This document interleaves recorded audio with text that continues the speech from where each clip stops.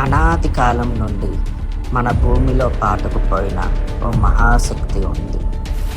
ఆ శక్తిని ఉపయోగించగలవాడు సృష్టికర్తగా మారగలడు లేదా నాశనకర్తగా.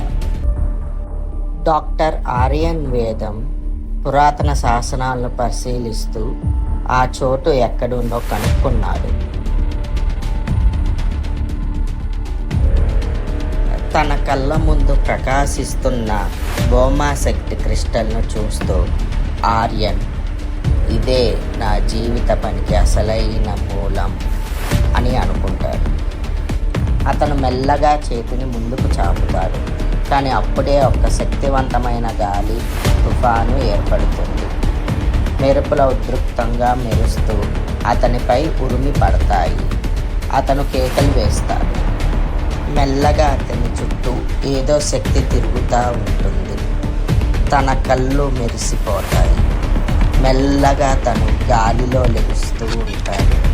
తన చుట్టూ జరుగుతున్నవన్నీ చూసి డాక్టర్ ఆర్యన్ వేదం కంగారు పడతాడు. ఆ రోజు ఒక కొత్త వీరుడు జన్మించాడు. ఆర్యన్ తనకు జరిగిన సంఘటనలు ఆలోచిస్తూ నగర వీధుల్లో నడుస్తూ ఉంటాడు. తను తన శక్తిని ప్రయత్నిద్దాం అనుకుని తన చేతిని అలా ముందుకి చాపుతాడు. ఒక్కసారిగా వీధి మొత్తం ఉరుములు మెరుపులతో కమ్మేసి ఆ వీధి మొత్తాన్ని ధ్వంసం చేసేసింది. ఇది చూసి ఆర్యన్, ఇది నా వల్లే జరుగుతుందా అని ఆలోచనలో పడిపోతాడు. అతను కొన్నాళ్ళల్లో తన శక్తులను అర్థం చేసుకోవడానికి ప్రయత్నిస్తాడు. అతను వాతావరణాన్ని నియంత్రించగలడు, విద్యుత్ను సొంత శక్తిగా మార్చుకోగలడు.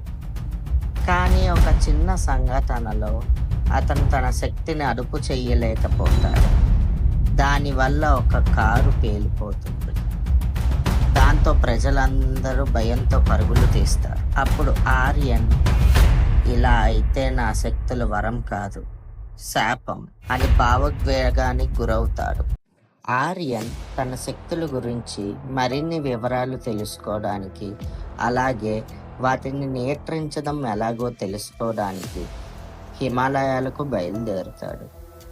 ఇంతలో కొన్ని శతాబ్దాల పాటు బంధించబడిన అగ్నివర్ష్ కళ్ళు తెరుస్తాడు. అతను శరీరం అగ్నితో కప్పబడి ఉంటుంది.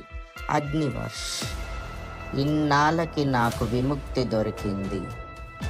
ఇక ఈ ప్రపంచాన్ని ఏలడం నుండి నన్ను ఎవ్వరూ ఆపలేరు. ఈ ప్రపంచాన్ని నా గుప్పెట్లోకి తీసుకొస్తాను. సైన్యమా లేవండి అని అరుస్తారు. అప్పుడు బగబగా మండే మంటల్లోంచి అగ్నివర్ష ఒక సైన్యం మెల్లగా పైకి లెగిసి సిద్ధంగా ఉండిద్ది.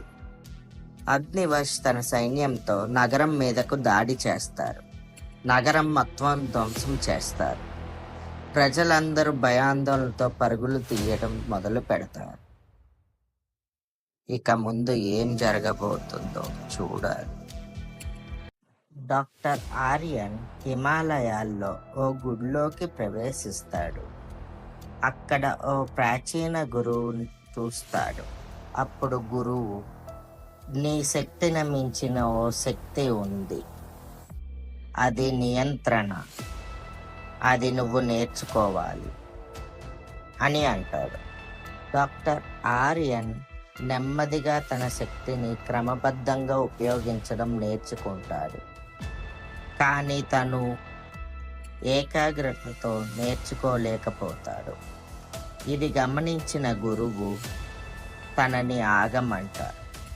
నీకు వచ్చిన ఈ శక్తుల వల్ల జనాలు ప్రమాదంలో పడ్డారు. అది ఎలాగో నీకు చూపిస్తాను ఇప్పుడు అని మెల్లగా ఆర్యన్ మొహం మీద తన చేతిని పెడతాడు. అగ్నివర్ష్ చేతిలో కాలిపోతున్న తన నగరాన్ని చూసి ఆర్యన్ భయాందోళనకు చెందుతాడు. ఇక ముందు ఏం జరగబోతుందో చూడాలి. తన శక్తుల గురించి తెలిపే ఒక గ్రంథం అక్కడ ఉందని తెలుసుకుని డాక్టర్ ఆర్యన్ అక్కడే ఉన్న గ్రంథాలయానికి వెళ్తాడు. అక్కడ ఒక మధ్యలో మెరుస్తూ ఉన్న ఒక పుస్తకాన్ని చూస్తాడు. ఈ గ్రంథం నా శక్తుల వెనుక రహస్యాన్ని తెలుపుతుందా? ఆ పుస్తకంలో ఉన్నదాని ప్రకారం ఆర్యన్ తన శక్తుల గురించి తెలుసుకోవడానికి అక్కడే ఉన్న ఒక దేవాలయానికి వెళ్తాడు. ఈ మంత్రపటం సాధారణమైనది కాదు. ఇది నీ శక్తిని సమర్థంగా ఉపయోగించేందుకు మార్గం చూపుతుంది, కానీ దాన్ని పొందడం అంత సులభం కాదు. అక్కడ పెట్టిన పరీక్షలన్నీ డాక్టర్ ఆర్యన్ సమర్థవంతంగా ఎదుర్కొని తను ఆ చిత్రపటాన్ని పొందేందుకు అర్హత సాధించాడు. డాక్టర్ ఆర్యన్ ఆ మంత్రపటాన్ని పట్టుకోగానే ఆ విషయం అగ్నివర్ష్కు తెలుస్తుంది. హహహ, ఇప్పుడు నువ్వు ఎంత నేర్చుకున్నా నన్ను ఆపలేవు వ్యోమ్. ఇప్పుడు యుద్ధానికి నేను సిద్ధం.